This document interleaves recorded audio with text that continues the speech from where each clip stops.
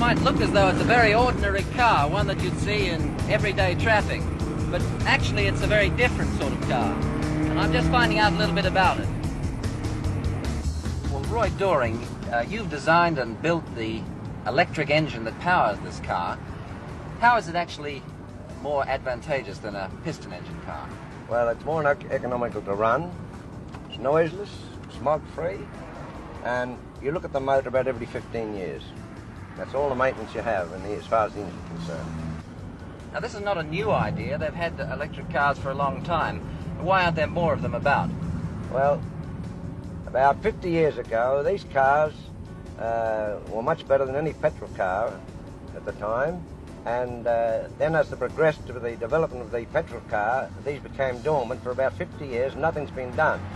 Although I've been driving them for about 30 years myself, and I'm a firm believer of their use. And they're smog-free, and they'll have to use them in congested cities. Now, they're much cheaper than an ordinary car to run. Just what are the costs? Well, to give you an example, to run this car on petrol for 4 shillings, you'd only do about 30 miles or 35 miles. I do for about 140 miles for 4 shillings. How do you charge it up? Just plug it into the wall. There's a charger built into the back of the car. Just plug it into the wall like an ordinary iron plug, and then it cuts itself off when the batteries are charged. What sort of speed can you do in this car? Speed varies. You set the speed to the type of country you're running it in, or township. If it's very closely populated, you govern it around about 25 to 30. But if you want to do faster speeds, you can go up to 50 if you want to, but it's not economical to run. What do you mean, not economical? Well, like everything else, you can't get something for nothing. And if you speed it up over 30 miles an hour, your amperage goes up, and of course the mileage drops in proportion. And what sort of mileage can you get then on this car? Between 20 and 30 miles an hour, you can do 40 miles on a charge. Well, let's stop and have a look and see what this engine is like. Now, this is the complete motor, is it, Mr. Doring? Yes, just the one motor. It is 64 years old. I've overhauled it. It has an armature through it, only one moving part. And the motor I took out, the combustion motor, had about 400 moving parts. So you can see they're quite simple, and you only need to look at the brushes by taking this plate off every 14 to 15 years. Just cleaning the commutator.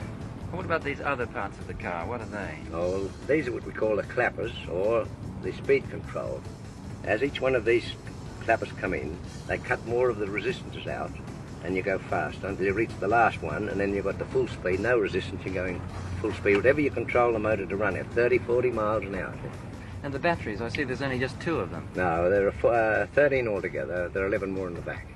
And are they normal batteries? No, they're specially made traction batteries, have a greater capacity of acid, which makes it more suitable for traction work. You get much more benefit from them. Is this the ultimate in batteries for a electric car? No. We're just waiting for a breakthrough now on the batteries. When they get the breakthrough and we can dispose of the batteries, you can see that all that dead weight we're carrying around, you'll be able to get into the speed, range and everything like that. And I estimate in about 1.5 to 2 years, with all the money they're spending now, all these big concerns, we will get it. Well, do you think I could have a drive? Quite simple. Anybody could drive it. Okay.